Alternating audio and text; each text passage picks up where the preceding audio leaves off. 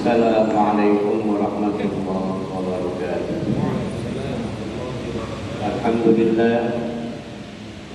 Alhamdulillahilladzi ja'ala as-sakhawata min sifatil muttaqin.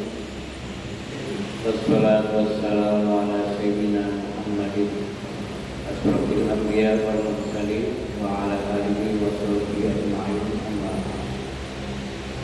Jamaah sekalian, alhamdulillah wa syukurillah, kita panjatkan kepada Allah Subhanahu wa taala yang mana telah memberikan kesehatan, taufik dan hidayah kepada kita semua, sehingga pada hari ke-16 puasa Ramadan ini kita masih menjalankan ibadah puasa yang diperintahkannya.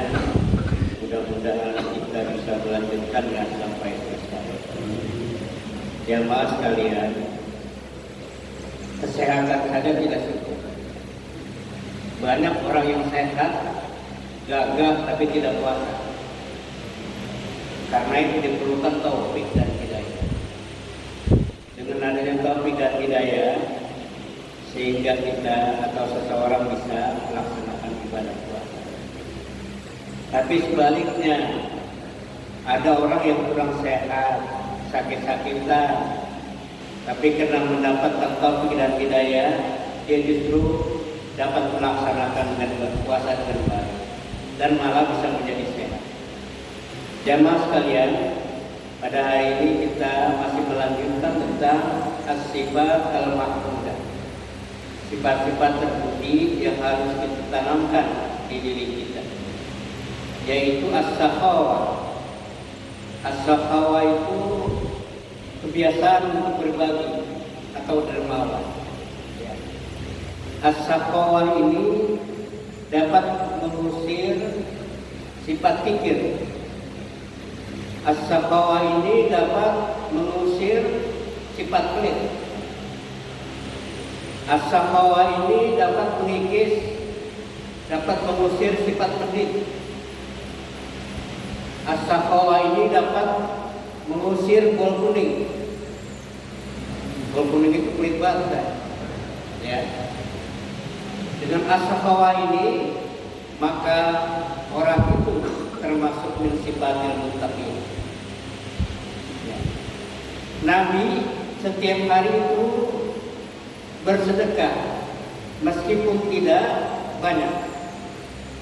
Tetapi pada bulan puasa Nabi bersedekah lebih sering lagi. Bahkan satu hari, satu malam bisa 2-3 kali. Ya.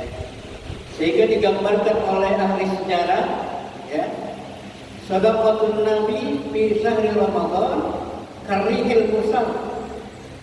Sedekahnya Nabi, infaknya Nabi, amal jariyahnya Nabi di bulan Ramadan seperti angin yang terus berhembus 24 jam. Karihil mursalah, angin yang tidak putus-putusnya. Kenapa? Karena kebaikan di bulan Ramadan dilipat gandakan pahalanya oleh Allah Subhanahu wa taala. Kata Nabi, "Ma naqasa malun min shadaqatin bal tazdad." Bila akhor bal yazdad. Tidaklah harta itu berkurang karena bersedekah, tetapi harta itu justru yazda, bertambah dan bertambah. Dengan syarat sedekah yang dilakukan adalah yakin, ya, yakin mendapat balasan dari Allah, dan yang kedua ikhlas.